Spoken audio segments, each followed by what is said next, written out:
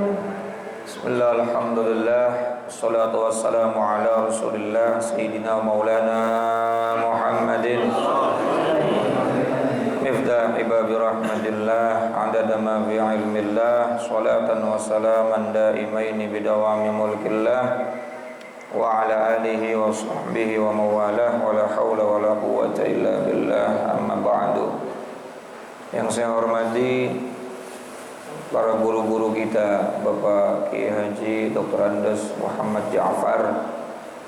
Kita doakan beliau panjang umur, sehat afiat. Allah kembalikan kesehatannya dengan sempurna sehingga bisa kembali mengajar kita dalam keadaan nyaman, sehat afiat. Amin ya rabbal. Juga Kiai Haji Ahmad Habibi Abdul Rashid Ramli, Kiai Haji Zulfa Mustafa Muqarrab bin Yusuf, matta'anallahu fi tuli hayatihim. Pengurus Majelis Ta'lim Ukhuwah Islamiyah Bapak Haji Basroin, Ustadz Haji Muhammad Tahir, pengurus Masjid Hidayatul Mukhlisin, dan seluruh para jamaah, bapak-bapak, ibu-ibu dan saudara-saudaraku yang dimuliakan oleh Allah Subhanahu wa taala.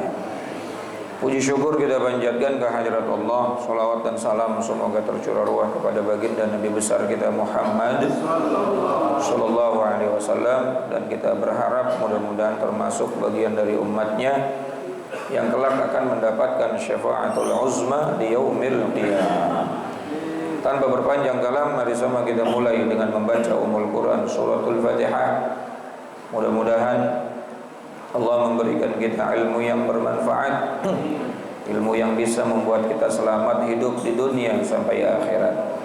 Al-Fatihah bil qabul wa ila hadratir Rasul ala hadhihi an-niyyah wa ala kulli niyyatin salihah wa ala man nawasalafus salih wa ila hadratin Nabiyil Mustafa Sayyidina wa Habibina wa Syafi'ina wa Maulana Muhammadin sallallahu alaihi wasallam wa ala alihi wa azwajihi wa dhurriyyatihi wa ahli baitihi al-kiram. Wa nakhusu khasatan li hadrati muallif hadzal kitab As-Sayyid Syekh Zainuddin bin Ali Al-Malibari Al-Fannani wa Sayyid Syekh Nawawi bin Umar Al-Jawi Al-Bandani wa usulihim wa furu'ihim anallahu yu'li darajatihim fil jannah wa yu'idu alaina min barakatihim wa asrarihim wa anwarihim wa ulumihim wa nafahatihim fid dini wad dunya wal akhirah وإلى أرواح والدينا وآبائنا وجميع المسلمين والمسلمات والمؤمنين والمؤمنات الأحياء منهم والأموات وإلى حضرة النبي الفاتحة. الحمد لله رب العالمين الرحمن الرحيم مالك يوم الدين إياك نعبد وإياك نستعين اهدنا الصراط المستقيم صراط الذين أنعمت عليهم غير المغضوب عليهم ولا الضالين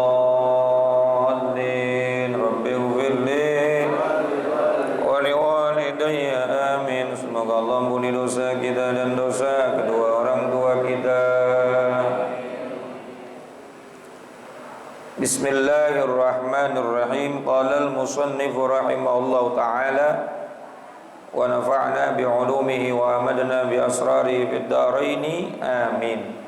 Halaman 58 yang bawah. Wa qala sallallahu alaihi wasallam, Nabi sallallahu alaihi wasallam bersabda, man qada hajatan li akhihi, barang siapa orang yang memenuhi kebutuhan saudaranya, faka'annama khaddamallaha umrahu, maka seakan-akan ia menjadikan Allah sebagai pelayannya sepanjang umurnya. Ini bahasa majaz ya, bukan berarti Allah kita jadiin pelayan. Artinya kalau kita selalu melakukan sesuatu yang bermanfaat buat saudara kita, lalu saudara kita punya kebutuhan dan kita selalu penuhi kebutuhannya, Allah itu akan melayani seluruh kebutuhan hidup kita sepanjang usia kita. Karena dalam hadis yang lain, sesungguhnya seorang hamba itu selalu ada dalam naungan Allah, perlindungan Allah, pertolongan Allah selama dia menolong saudaranya. Ini luar biasa. Nah, jadi hablum minan nas itu seperti mesin turbo yang membuat semua hajat kita mudah diijabah. Betul nggak Pak? Kadang-kadang kita udah sholat, udah puasa, udah ngaji, udah zikir, tapi doa kadang-kadang belum gobul-gobul nih. Lah kitanya pelit sih. Begitu. Sampai-sampai dalam riwayat yang lain, pada saat kita menolong seseorang hamba Allah, apalagi itu saudara kita, maka antara doa dan mustajabnya doa itu jaraknya seperti pisau dan leher hewan yang akan dipotong. Jauh apa dekat kira-kira? Doanya orang yang dermawan dalam riwayat yang lain itu dekatnya dengan kemustajaban seperti pisau dengan leher hewan yang akan disembelih. Subhanallah.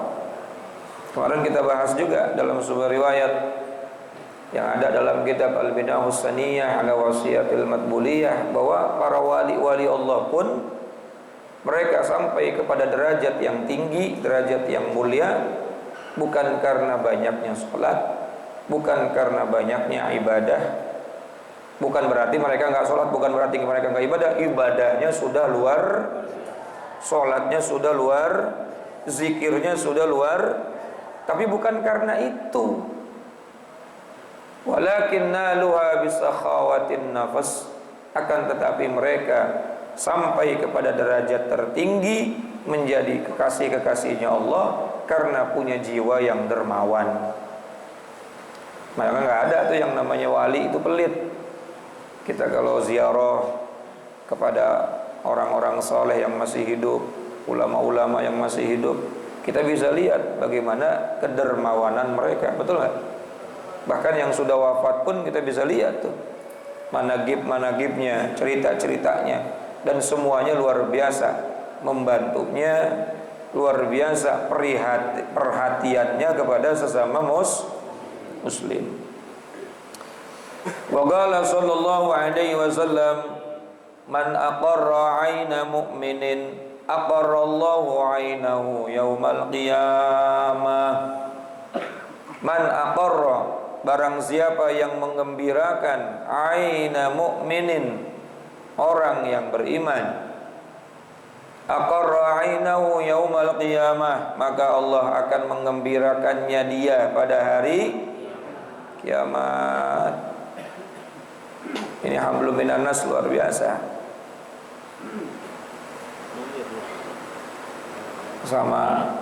Sesama manusia ini adalah ibadah yang membuat kita tambah dekat kepada Allah Subhanahu wa taala. Sampai-sampai dulu ada seorang wali, seorang ulama namanya Ibrahim bin Adham. Fi riwayatin ini namanya Abdullah ibn al-Mubarak. Abdullah bin Mubarak ini saking betul-betul beliau ini mengamalkan hadis, mengamalkan ajaran baginda Nabi sallallahu alaihi wasallam tentang hablum minan nas. Orang yang baik dengan sesama manusia. Di hadis Sahih Bukhari itu ada, man kana yu'minu billahi wal yaumil akhir falyukrim jarahu. Barang siapa orang yang beriman kepada Allah dan hari akhir, maka muliakanlah tetangganya. Tetangga kita muliain, tetangga kita hormatin, tetangga kita girangin. Ini Abdullah ibn al-Mubarak punya tetangga Yahudi. Namanya ulama, rumahnya itu tidak pernah sepi dari tamu. Ini Yahudi gedek banget nih sama Abdullah ibn al-Mubarak. Sepitengnya diarahkan ke pekarangan rumahnya Abdullah bin Mubarak. Coba bayangin, Pak. Bapak tibang jemurannya plat dikit aja udah ngamuk. Ini septic tanknya tetangganya ini yang Yahudi, dia arahin ke pekarangan rumah. Jadi orang kalau mau lewat ya yang lewatin kotoran dia. Tapi hari-harinya Abdullah bin Mubarak nggak pernah marah. Dia bersihin sendiri. Kalau ada dia bersihin lagi. Kalau ada dia bersihin lagi. Ini orang Yahudi, tetangganya Abdullah bin Mubarak, lama-lama gedek juga, Bang. Jadi kalau pengen bikin orang yang benci sama kita gedek, jangan dibales, antepin aja. Dia lama-lama gedek. Akhirnya dia tanya tuh, wahai Abdullah, ya Abdullah. Dia nggak manggil Syekh karena dia bukan orang Islam.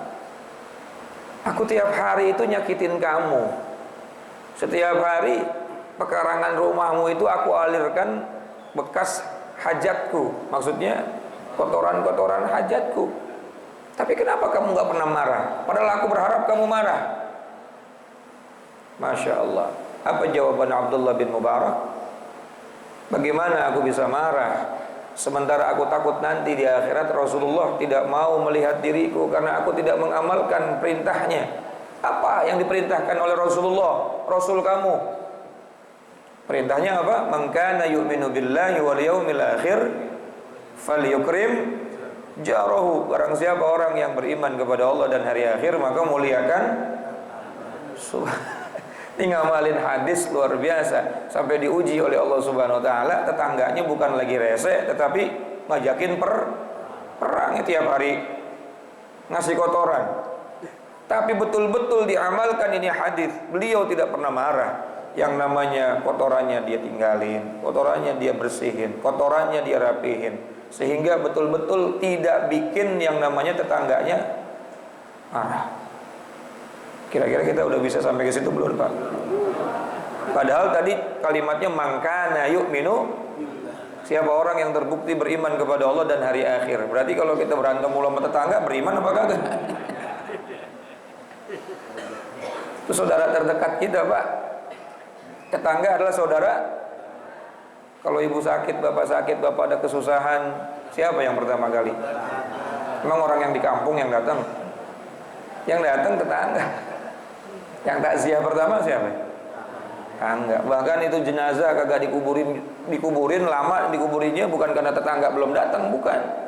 Karena saudara belum, masih nungguin saudaranya ini kampung. Berarti tetangga saudara kita itu yang terdekat.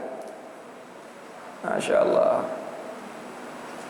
Ini Rasulullah SAW dulu beliau bergelar Al-Amin. Ini kaitan hablum minan nas. Supaya kita menjadi orang mulia nggak cukup dengan hablum Allah. Beliau mendapat gelar julukan Al-Amin. Apa arti Al-Amin, Pak? Yang dapat yang ngasih gelar itu orang Islam apa orang kafir? Orang kafir. Saking dapat dipercayanya, itu orang-orang Mekah kalau punya emas, dulu belum ada bank. Belum ada bank untuk menaruh harta-harta berharga dan lain sebagainya. Itu kalau punya emas, punya dinar, punya dirham banyak di rumah, takut ketahuan bini mudanya misalnya, dititipinnya ke Nabi Muhammad. Saking hanya dia orang yang paling dapat dipercaya. Sampai Sayyidina Abu Bakar As-Siddiq itu berkata, seandainya di depan aku ini ada tembok berwarna putih, lalu Nabi Muhammad mengatakan itu tembok berwarna biru, aku akan percaya kepada Nabi Muhammad itu tembok warnanya biru. Padahal matanya warnanya luar biasa Nabi Muhammad. Nah, kalau kita kan orang udah dikasih tahu orang yang benar masih ngeyel juga. Enggak. Padahal yang benar orang itu. Hadirin masyaallah jamaah. Nah, harusnya orang yang menitipkan amanah kepada Nabi Muhammad itu harusnya kan baik-baik ya. Betul nggak? Bapak nitip ke saya duit, Bapak harusnya baik sama saya. Supaya apa? Duit Bapak nggak saya bawa kabur, betul? Tapi ini Rasulullah sudahlah dititipin amanah, yang nitipin semuanya menyakiti Nabi. Apalagi pada saat Nabi sudah menjadi Rasul, udah mulai berdakwah, sudah mulai menyiarkan agama. Itu yang nitipin hartanya ke Rasulullah, bukannya baik-baik jaga hatinya Nabi supaya tuh harta dijaga oleh Rasulullah, malah justru menjadi musuhnya Nabi. Tapi apa yang terjadi? Pada saat Rasulullah SAW akan hijrah ke Madinah, beliau kasih tugas khusus kepada Sayyidina Ali karramallahu wajhah. Ya Ali, aku mau berangkat sama Abu Bakar ke Madinah. Umat Islam sudah duluan semuanya. Terakhir kamu berangkat ya. Kamu yang terakhir berangkat. Kenapa Nabi Muhammad nyuruh Sayyidina Ali terakhir berangkat? Ini ada harta Fulan bin Fulan, besok kamu balikin. Ini ada hartanya Fulan bin Fulan, besok kamu balikin. Fulan bin Fulan yang nitipin hartanya kepada Rasulullah SAW, semuanya orang yang musuhin Nabi. Bapak dititipin harta sama orang yang benci sama bapak. Kira-kira bapak urusin apa kagak tuh? Gua bawa aja dah. Atau kalau perlu gua buang aja deh. Ini Rasulullah SAW nyuruh khusus tugasnya kepada Sayyidina Ali. Ini harta Fulan bin Fulan, dia titip saya. Udah berbulan-bulan, bertahun-tahun. Besok saya mau hijrah, tolong kamu bagikan, tolong kamu kembalikan kepada pemiliknya. Inilah ajaran Islam yang sesungguhnya. Kadang-kadang kita cuma sibuk sama sholat. Ya memang sholat penting, utama ya. Tapi setelah sholat kita lupa ada pesan di dalam sholat. Sholat itu gak bakalan sah kecuali kita akhirkan dengan apa Pak? Assalamualaikum. Apa artinya Assalamualaikum? Keselamatan buat kalian. Artinya setelah sholat kita disuruh ufsus salam, menebarkan keselamatan, kenyamanan. Bukan salam-salam doang, tapi menyebarkan diri kita ini biar membuat orang lain nyaman, membuat orang lain selamat. Itu baginda kita Nabi SAW. Makanya kita kalau ngikutin Nabi, ya Allah, belum ada 0,sekian%. Para ulama mengatakan, apakah nanti kita ketemu Rasulullah SAW, kita masih punya malu apa enggak tuh? Karena banyak ajarannya yang bukan kita kerjain, malah kita tinggalin. Allah, betul nggak?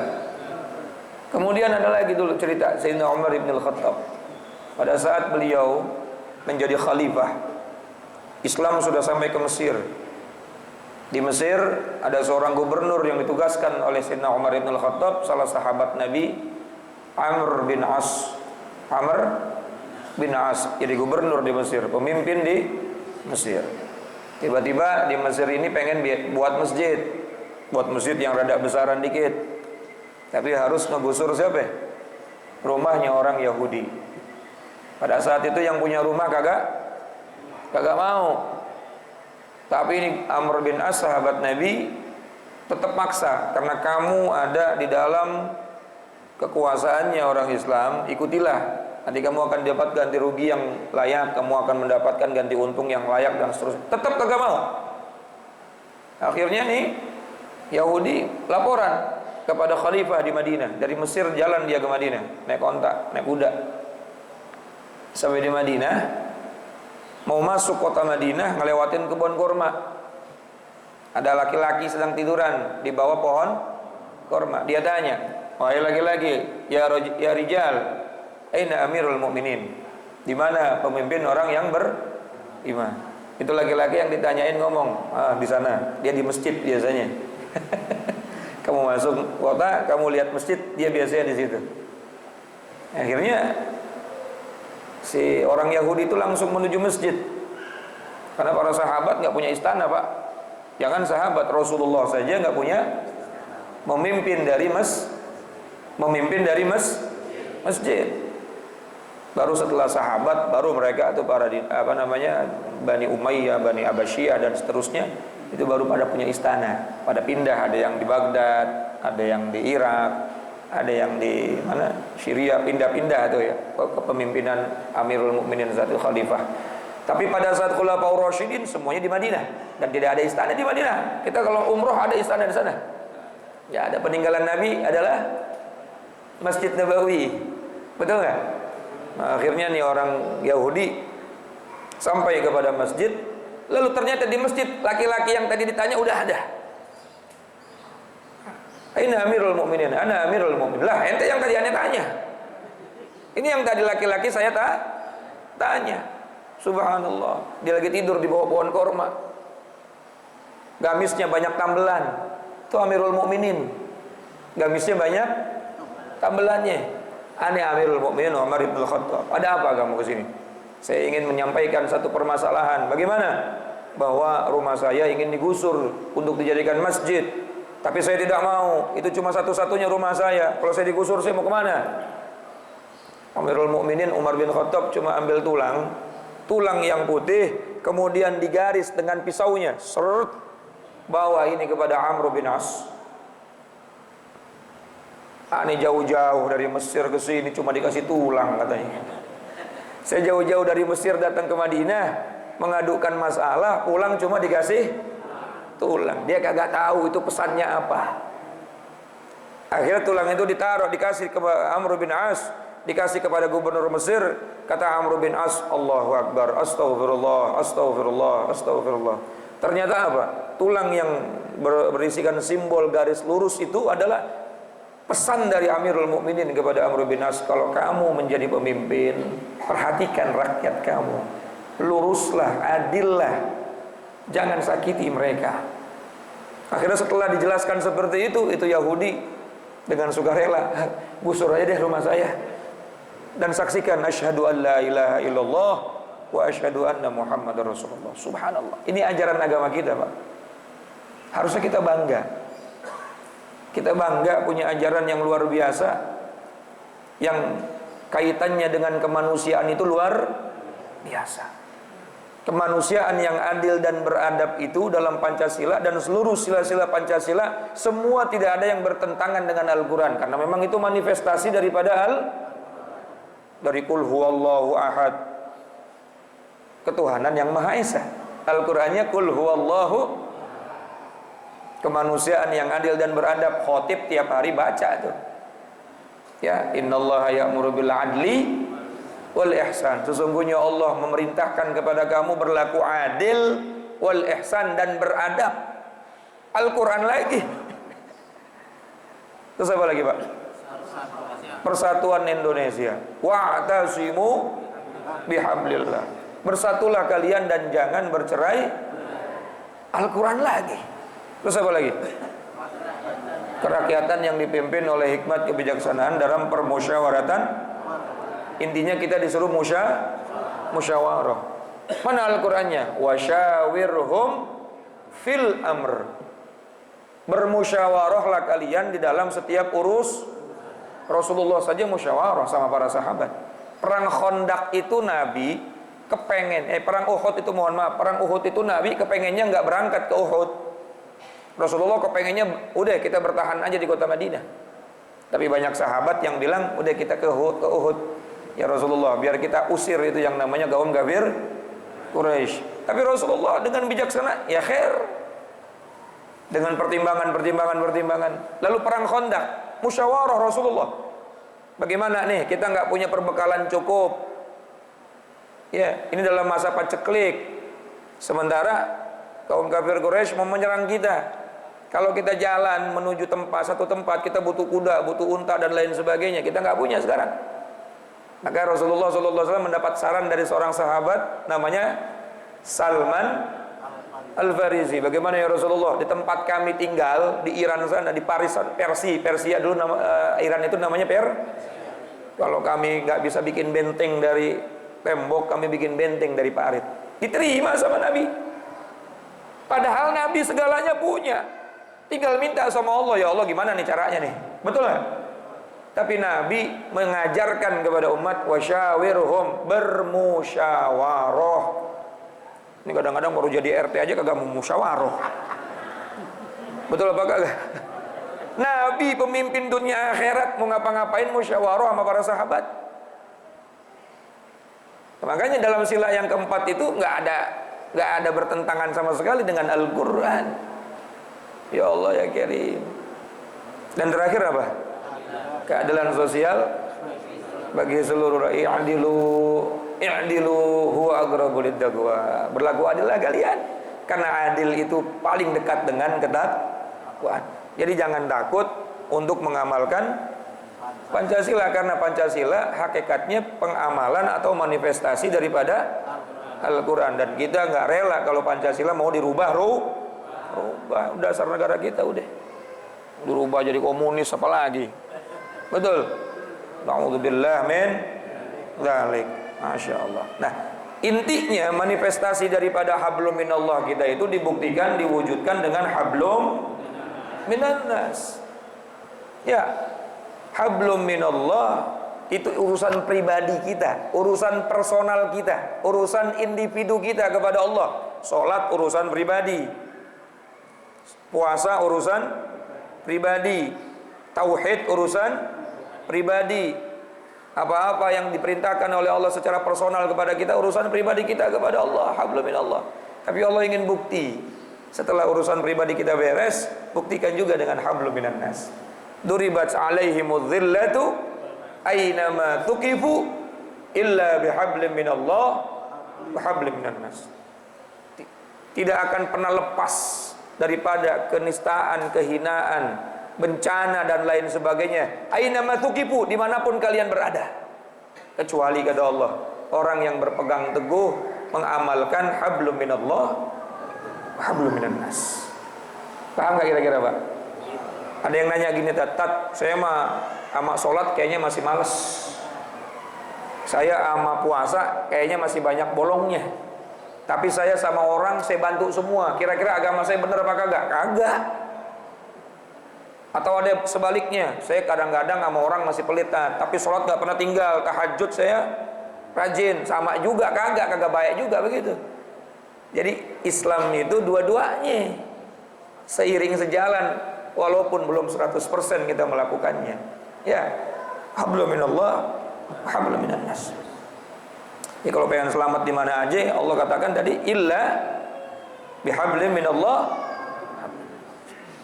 Wa qala sallallahu alaihi wasallam, dan Nabi sallallahu alaihi wasallam bersabda, man masya fi hajatin akhihi, siapa saja yang berjalan dalam rangka memenuhi kebutuhan saudaranya, sa'atan, walaupun sesaat, min lailin, dari malam hari, au naharin, ataupun dari siang hari. Ada orang jalan ngurusin saudaranya yang punya urusan sesaat doang, ya, sesaat doang, baik siang atau malam. Qadaha am aw lam yaqdiha, apakah dia bisa memenuhi semua urusan saudaranya ataupun dia kagak bisa menuhin urusannya. Dia cuma bisa datang ngasih support, mau ngasih duit kagak punya. mau ngasih bantuan udah lemah. Yang penting dia datang. Ya, saudaranya lagi butuh dia nih.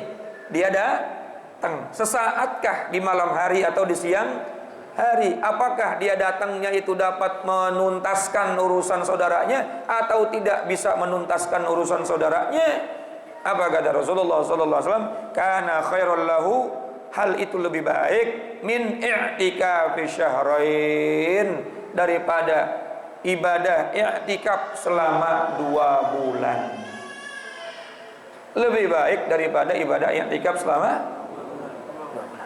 Apa dipanggil sama saudara, tolong sini dong, gua lagi sakit. Datang kita, ucruk.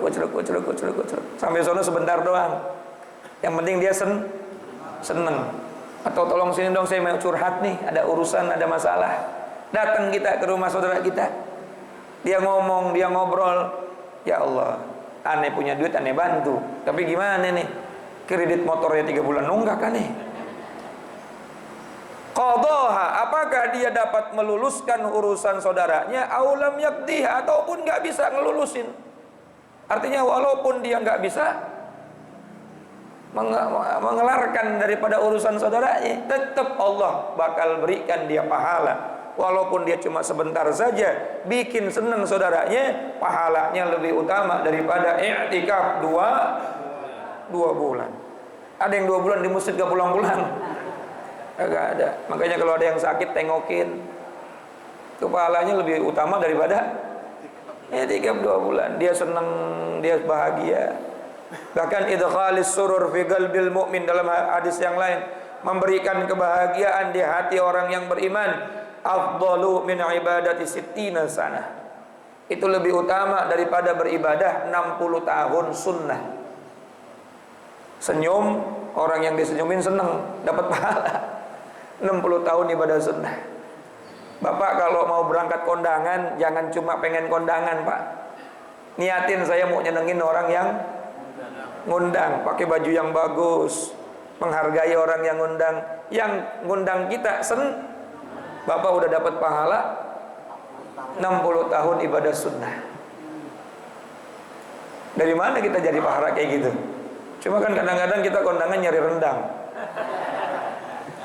Begitu pula kita diundang tetangga kita, nih ada acara 7 bulanan, 4 bulanan, apalagi tahlilan. Udah Pak, niatin aja saya mau datang memenuhi undangan tetangga dalam rangka memberikan kebahagiaan di hati saudara saya sama muslim. Maka ketika dia bahagia dengan kedatangan kita, maka kita akan mendapatkan pahala ibadah sunnah 60 tahun. Udah dapat 60 tahun ibadah sunnah, pulang bawa berkat pula. Luar biasa. Innamal a'malu binniyat. Semua tergantung nih niat. Nah kalau tahu begini kan enak nih. Bahagiain orang-orang sekitar kita. Walaupun hanya dengan senyuman. Ya. Tabassam, jangan merengut aja. Tak, saya nggak merengut, tak, memang dari lahir kayak begini. Nah, innamal a'malu binniyat, dia memang kagak niat merengut, memang begitu mukanya, ya kagak dosa. Yang dosa itu yang merengut ya. Masya Allah. Satu hadis lagi. Wa qala alaihi salatu wassalam, dan Rasul sallallahu alaihi wasallam bersabda, man farraja an mu'minin, barang siapa yang memberikan jalan keluar. Faraja itu jalan keluar. Ya farijal ham. Ya. Apa artinya Pak? Tadi bacakan ya Ratibul Haddad ya. Ya farijal, wahai engkau zat yang maha memberikan jalan keluar bagi orang yang bingung. Ya Habibie. Nah, kita minta itu jalan keluar, kita lagi galau, lagi susah nih. Ya farijal, Masya Allah, bagi orang yang susah. Nah, man farraja an mu'minin, siapa orang yang memberikan jalan keluar bagi orang yang beriman, maghmumin, yang sedang dalam kesulitan, dalam keadaan bingung, au a'ana mazluman, ataupun menolong orang yang teraniaya, ghafarallahu lahu thalatan wa sab'ina maghfirah, maka Allah akan memberikan 73 ampunan baginya. Nggak usah 73 Pak, satu ampunan aja seumur hidup kita banyak dosa, satu ampunan Allah kelar urusan. Ini dikasih 73. Masya Allah. Berarti banyak peluang luar biasa ketika kita berhubungan interaksi sosial kepada sesama manusia. Mudah-mudahan kita bisa mengamalkannya. Wabil khusus yang bicara. Amin ya rabbal alamin. Allahul muwaffiq ila aqwamit thoriq. Assalamualaikum warahmatullahi wabarakatuh.